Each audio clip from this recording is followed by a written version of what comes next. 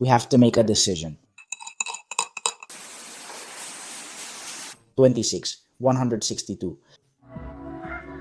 We just have to take this. What is this to us? Nothing. This, do you feel it?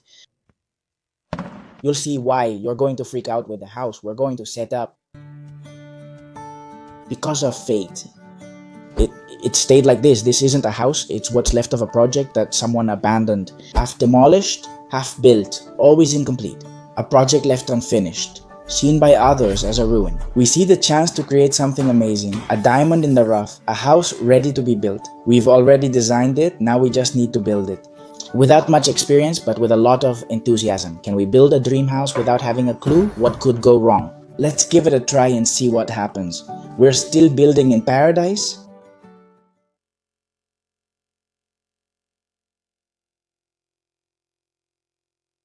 Today we have to decide how we're going to cover the interior walls of the house. And I'll be honest with you, a few days ago I had no idea about this topic, nothing. But as the construction progresses, you start learning, and now I can explain to you the options we're considering. We have two options, either build a self-supporting wall lining or load the walls, like it's always been done. For anyone who's as lost as I am, a wall lining is simply a method to cover walls with several types: direct, semi-direct, and self-supporting lining. I'm not sure if there are more, but I can tell you about these three.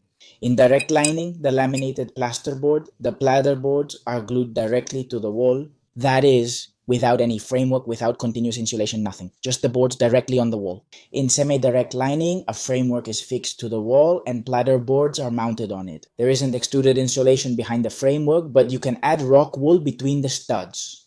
Let's call it an intermediate version. Then there's the self-supporting lining, which we're deciding on. Continuous insulation is attached to the wall and comes in various thicknesses, covering the entire wall. The metal framework is mounted on the insulation with plasterboard panels then fixed to the framework. We're considering installing double plasterboard panels. Why are we unsure between these options? Because there's a huge price difference between self-supporting wall lining and loading the walls. That doesn't include labor. We're expected to do it ourselves to save on costs. But let's consider the square footage we have. The big wall, about 53. The entrance, which is about 29 meters. The wall behind the terrace, which is about 39. And then the other two, about 15 and 26. It's about 162 square meters of wall. With these 162 meters, it goes up a lot. Also, let's say it takes away 10 centimeters of wall from us. It eats up 10 centimeters from each wall in the house. Also, it's true that there's a double brick wall. That is, there's already an extruded layer and a continuous extruded insulation between the two walls. Suppose there's already some insulation. The other option, as I mentioned, is to add more to the walls. As for advantages, well, let's say it's 4 times cheaper. It's hard, solid, durable. It's been done forever, so we are considering it. We need to decide now, considering all upcoming expenses. The metal pillars, the wooden beams of the upper floor, the floor of the upper floor, the entrance door, all the drywall and framing for the interior walls, and it all adds up. By the way, if you like shorter content, vertical content, we've created an Instagram account just for this renovation, just for this process that we're going to show, that we're going to share. The videos are more direct and summarize each day, so if you want to follow this project more closely, it's interesting. I'm leaving you the new address for this account, Building from Scratch, because as something new, we're going to open a broadcast channel where we want to show all the details of the project, all budgets and expenses organized, either in an Excel sheet or with images. I'm still unsure how we'll do it, so you can see all the issues and how we solve them directly with full control. If you're interested in the renovation, follow us on Instagram. If you haven't yet, please subscribe to this channel now. It really helps us. You'll see why you'll be amazed by the house we'll build. Now I'll finish this coffee. And we have to decide. In the end, it was just 192 bags of 25 kilos each, 4,800 kilos total. The downside was carrying them inside, but the upside was the workout was done. We didn't have to go for days. If it exists, look for the positive side. Here are the 3 reasons that tipped the balance. First, the price. One costs 4 times more than the other. The second is that it already comes with thermal insulation. Between walls, a 7 centimeter gap in the bricks. Third, the lining. It takes up 10 more centimeters of the house. We don't like the idea of continuing to lose space, so all of this has helped us make the decision. With our remaining strength, we aimed to finish the parts still in stone. We broke the protruding stone and bucket by bucket we removed it. As you can see, it turned into quite a mess. Afterwards, we started filling in the gaps using rubble and cement to help us, with a lot of patience. The same thing was happening in the corner though. We repeated the process with the grinder and super sledgehammer, then worked hard. Little by little but very slowly we managed to get the area ready to repeat the same thing as on the other side. We picked up the stones, poured plenty of water, and then started adding rubble paste until it was ready for the next step. Everything is ready to start building up the house.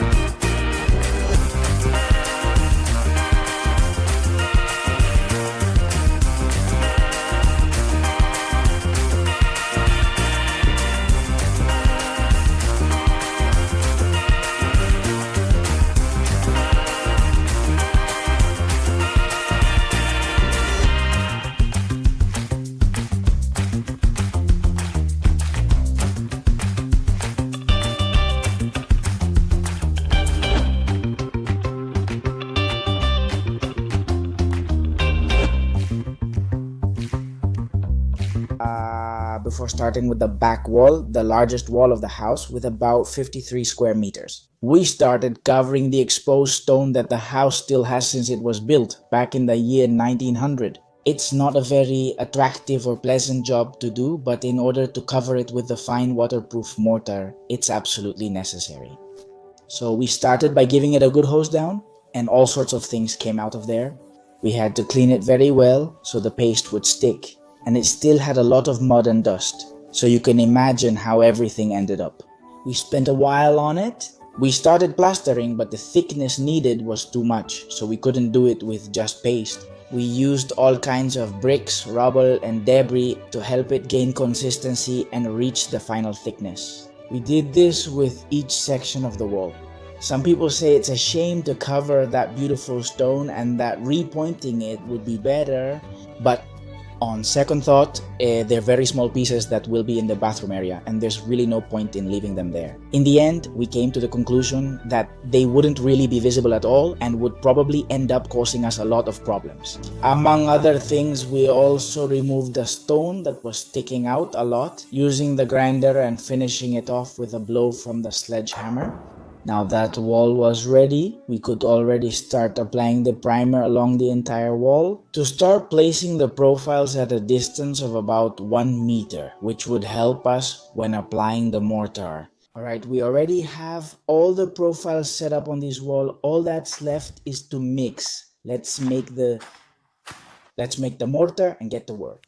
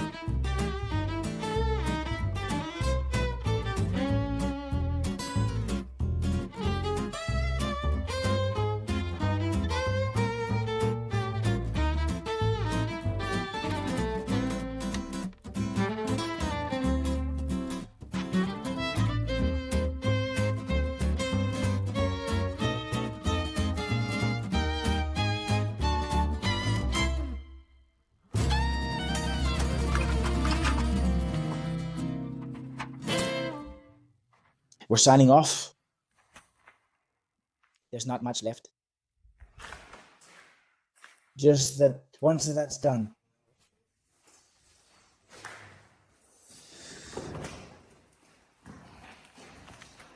Until next time, goodbye.